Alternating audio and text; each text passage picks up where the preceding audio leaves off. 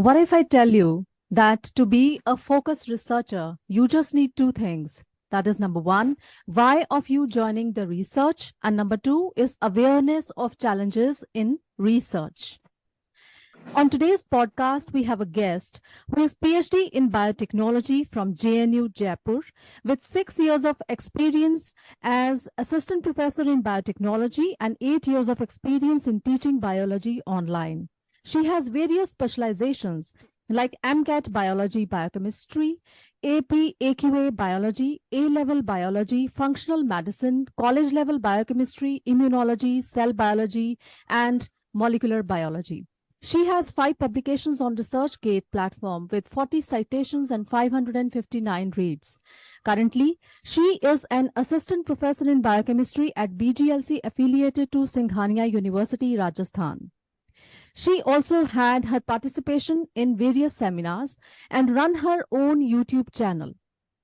Thus, gifted with the ability to convey, share ideas and feelings effectively. Let's welcome Dr. Kamya Tiku. Hello, doctor. How are you? Hello, ma'am. I'm fine. And thank you for the introduction and such kind words. You're welcome, ma'am. And do share that where are you joining us from? Currently, I am in Vadodara, Gujarat. Okay. So, as we talk about the research journey, it is all about starting from known and moving towards unknown. So, thus, it is very important for us to know why of you joining the research. So, ma'am, do share us that why you chose research. So, ma'am, actually, I chose research because when I was a school kid itself, just like I'm delivering a lecture, there was a lecture from, I don't remember her name, but the ma'am, she was MSc and PhD. And that was the very first time I came to know that that she is doctor because she has earned a PhD degree, and that is the highest degree. So Okay. back in my mind, I always thought, okay, I also will do PhD. I wanted to earn this degree, although Hmm. I never knew what this is at that time. Later on, while after my class 12, my family pressurized me, go for medical, drop out this year, you do take coaching. But I never wanted to be on that field. And my focus was, I don't think at that time kids are focused. I would say, moreover, I used to think, no, I want to earn PhD degree. That was a fascination for me.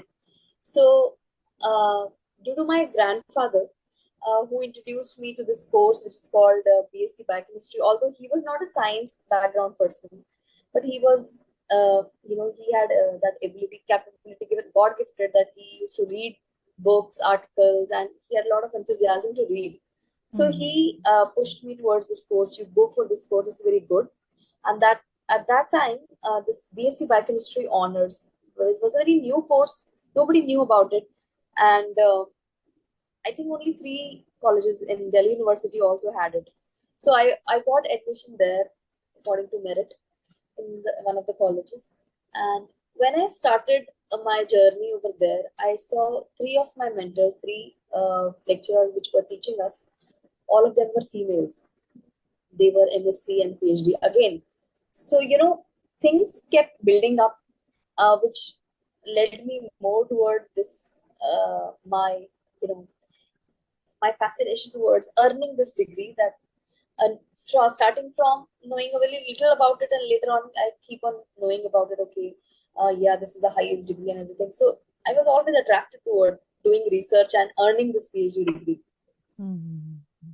So, do tell us something about your grandfather, as you mentioned uh, him. Yeah.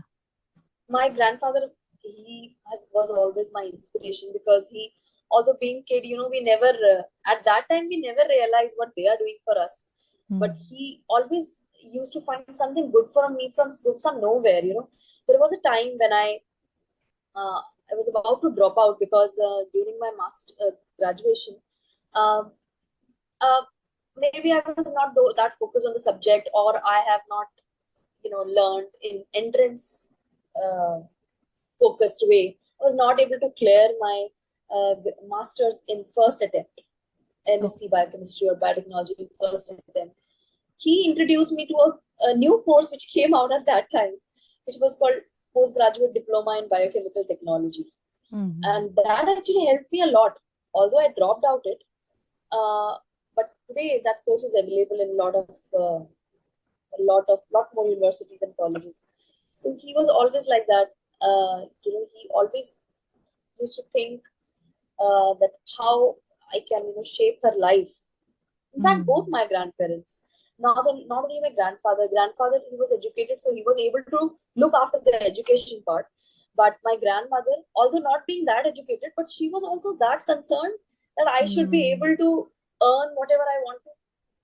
Okay, and Mhm. never, and they were never like a pushback, although being from two generations back, they were never, they never used to push me, like, uh, pull me back, I would say. They were Mm. always an inspiring force, both of them. Good. So, 5 years ago, did you predict that you would be where you are now? 5 years ago, so basically what happened, um, my daughter was born in 2014. So at that time, I was working in an university, like Guru Nanak Dev University, one college of it, and as an assistant professor, and everything was fine. But my husband had a transferable job. We were in a remote area, and although I was working there as an assistant professor, when my daughter was born, obviously I had to leave the job to take care of her. At that time, I felt like what I will do, only sitting at home and embarrassing motherhood. I appreciate it, Mm. like the ladies who are doing it. Uh, that's good, but I think if I am not happy, I can't keep my family happy. So Mm. from inside, I always had that connection with research. If I'm not able to do it, it's okay. At least I should be able to educate people. So Mm. I found out a way. I started looking online. Is there anything available I can do sitting at home? And at that time, I started looking for new opportunities which I can get online. I can educate people. I can Mm. educate them regarding research, and Mm. I can be mentor online also, even if I'm not able to step out of home. So Mm. it was that situation at that time I built up. Today I am a freelancer also, Okay. and I'm helping people and I'm earning money also through that, Okay. along with working as an assistant professor. And that was only because of that. So obviously, Mm. 5 years ago, I was not aware that I would be able to build up this big, so many connections being a freelancer also. That today I have Mm. connections there in USA and many other countries, because Good. I have taught many people over there in USA, UK, Australia, Canada, all over the world. So Okay. So you yeah, are like keep spirits high kind of person. yeah, true. I always feel that you should find some way. Don't sit Mm. idle. If you have enthusiasm, if you think you can do something, uh, if not for others, at least for yourself, Yes. be It, happy so that you can keep others happy. yeah, it, Right. it begins So from you itself. right. I think if I'm doing, at least if I am able to spend 2 3 hours on my, on my uh, passion, that is research, at least, if not doing research, talking about it, reading Mm. papers, educating Mm. people, and whatever energy I get from that, I'm able to Mm. pass on that energy to my family and nurture them properly. Yes. I'm inspired, and I hope that undergraduates, postgraduates, and researchers who are listening to you, they will be inspired from you. Tell us about a hard time in research that you had to push through and how it shaped you. So when I started my PhD journey, uh, I was like, sheltered because I have been provided there were two people, two postdoctoral fellows with me. They had done their PhDs from different universities and they came there in the same project in which I was doing my PhD.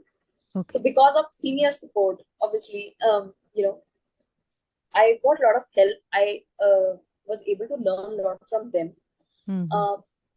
But versus other people I have seen who are alone, doing alone. Hmm. They have to struggle alone and come up with experiments alone. So I was so much sheltered. After I completed these experiments and everything was set up, now came the time when I had to write my thesis. So at that time, they both left because for their better opportunities which they got. One of my senior, he is in DBT, Department of Biotechnology, at a very high post today. So when they left, I was left alone. I had to write thesis, write everything on my own. I was not aware what to start with, how to write. I was like, uh, I was thinking at that time, sea of knowledge, and now you have to bring something out of it. But at that time, again, I gained my courage back. I took help from my other seniors who were not direct seniors to me, from my colleagues, from my friends, and Hmm. from my mentors. I never thought that, if I'll ask this small thing from my friend or from my colleague or maybe from my junior, oh, they will Hmm. think, they'll belittle me. Oh, she doesn't know this. Also, she's not intelligent enough. It's okay if they're Hmm. thinking about it and they're helping you and they're talking behind your back. It's okay. It helped me, Hmm. helped me to go through that phase. So I was able to pass Hmm. that phase only because I came out of that shell, that I came out of that fear. I overcame that fear. It's okay if everybody thinks I'm not able to understand, I don't know things. It's okay. I believe somebody can be good at learning, listening. Somebody can be good at writing. I am not good at writing, and I admit it. It's okay. I took help at that time, and I was able to do very very good at it. So if you are Hmm. stuck somewhere, take help. Don't think that I can't ask this person. I can't. Even if he's your junior, she's your junior. Go Hmm. and take help and come out of this phase. Don't stay there. Hmm. Don't get stuck there. Yeah, always keep the broad